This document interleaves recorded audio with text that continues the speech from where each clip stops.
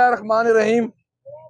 आज हम सारे पार्लियामेंटेरियन पंजाब की पार्लियामेंट्री पार्टी की तरफ से हम अपनी लीडरशिप की आज हमारी पेशी थी, हम इधर हाजिर हुए, जिसमें मेरे साथ जनाब मियाँ एजाज शफी साहब, शेख इम्तियाज साहब मेंबरान पंजाब असम्बली, फरखमून साहिब और तैयाब सिंधु साहिब और अली इम्तियाज बड़ई साहब, ये अब सब पंजाब पार्लियामेंट्री पार्टी की तरफ से इधर आए और हमें बहुत अफसोस हुआ अपनी लीडरशिप के साथ जो ये जुल्म कर रहे हैं, जो ये टिकटॉकर गवर्नमेंट और ये chief minister, so called chief minister, जिसने अपने सुपरिटेंडेंट जेल को ये कहा कि आपने उमर सरफराज चीमा साहब को, जिनके बारे में कल जज साहब ने, जो उनकी मुतलका एटीसी कोर्ट के जज हैं, उन्होंने एक हुक्म दिया कि उनकी तबीयत खराब है, उनको हॉस्पिटलाइज किया जाए, तो सुपरिटेंडेंट जेल ने उनको मंजूरी नहीं दी और मना किया कि आप हॉस्पिटल नहीं जा सकते। मैं एक तो ये बात बता दूं कि ये जो हमारी लीडरशिप अंदर है, ये एक आग का दरिया अबूर करके आई हुई है और अभी भी मुश्किलात में है। आप इन छोटी छोटी ओछी हथकंडों से इनको मुतजलजल इनका ईमान जो है वो नहीं कर सकते। बात यह है कि मैं एक और चीज आपको बता दूं कि डॉक्टर यास्मीन राशिद साहबा की तबीयत खराब हुई, उनके बड़े ज़रूरी टेस्ट थे, वो इन्होंने डिले किए और फिर इमरजेंसी में अब उनको शौकत खानम इनको याद आया, जो कि उनको पहले ही शौकत खानम की ट्रीटमेंट दरकार थी, इनको भेजनी चाहिए, लेकिन आज इन्होंने वो शौकत खानम याद आया और उन्होंने 2 दिन पहले शौकत खानम में भेजा।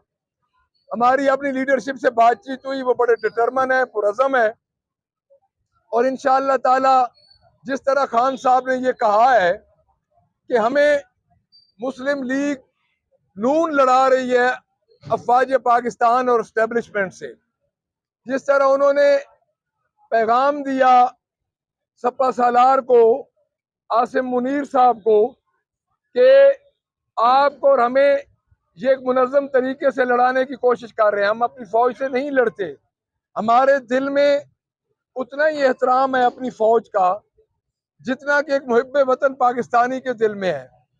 तो मैं दोबारा यहाँ पे रिपीट करूंगा, क्योंकि मैं उस मुलाकात में था, तो खान साहब ने ये पैगाम दिया है और खान साहब का दूसरा पैगाम कौम के नाम कि इंशाअल्लाह दिसंबर तक इलेक्शन के लिए तैयार रहें। दोबारा कौम इलेक्शन में जाएगी, अगर हमारा मैंडेट हमें वापस नहीं मिलता तो हम बहुत बड़ी तहरीक शुरू करेंगे नए इलेक्शन के लिए। उसकी वजह यह है कि एक सवाल जरूर आता है कि इलेक्शन पे खर्चा होगा, बट क्या आज जो हालत है इस मुल्क की, अगर ट्रांसपेरेंट और शफाफ इलेक्शन हो जाए तो मेरा ख्याल में वो खर्चा बेहतर है, जो आप ये पूरी हमारी कौम एक अजाब में है और एक अजाब झेल रही है। तो मैं यही समझता हूँ कि आज की ये टॉक इस हवाले से कि हमारी अपनी इधर लीडरशिप से आइंदा सियासी लाअमल पे भी बात हुई, हम इंशाअल्लाह ताला आगे जलसों का जो प्लान खान साहब दे रहे हैं उस पर भी हम अमल पैरा होंगे। हम उस पर भी इंशाअल्लाह ताला बड़ी जल्दी एक तहरीक शुरू हो रही है जो 5 तारीख से शुरू हो रही है और लाहौर में भी आपको बड़ी जल्दी एक तब्दीली नजर आएगी। Thank you very much. को मैसेज भेजा है तो थोड़ी ताखीर हो गई और क्या आप फौज की सुलह के इम्कानात हैं? जी ताखीर नहीं हुई। देखिए बात यह है कि ताखीर तो उस चीज की होती है ना कि आज हम नया बयानिया बना रहे हो। हमारा पहले दिन से ये बयानिया है कि हम फौज के खिलाफ नहीं है, देयरफॉर हम कहते हैं कि बनाया जाए जुडिशल कमीशन, क्योंकि केपीके ने तो एप्लीकेशन भी दे दी उधर। तो हमने तो खान साहब ने तो एक ये जो पैगाम दिया है ये इसलिए दिया है कि एक नई वो मूवमेंट शुरू कर रहे हैं। खान के नाम से कभी कोई ट्विटर, कभी को बयान खान का तोड़ मरोड़ के नून वाले ट्विटर पे चला देते हैं, मीडिया पे चला देते हैं, क्योंकि खान साहब के पास डायरेक्ट एक्सेस नहीं है, तो इसलिए उन्होंने पैगाम दिया। तस्लीम कर लिया आपके मेंबर्स बाई असेंबली जहाँ से लिखे पंजाब से।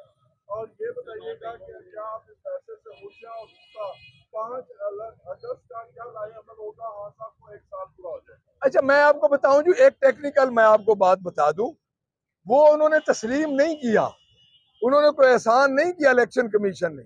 हुआ ये है कि हमारे कुछ मेंबर्स ने जब उधर हमारे से बल्ला छीना गया तो उस वक्त भी उन्होंने पीटीआई लिख दिया, तो वो कंसिडर हो गए ऑलरेडी पीटीआई में। अब जिन्होंने हमारे जमा कराए हुए हैं बयान एल्फी, तो वो नेक्स्ट मरहले में वो कंसिडर हो जाएंगे। वो एक टेक्निकल बात है, उसमें कोई इलेक्शन कमीशन ने एहसान नहीं किया। 5 अगस्त का मैं आपको बता दूं जी, 5 अगस्त का हमारा जलसा है।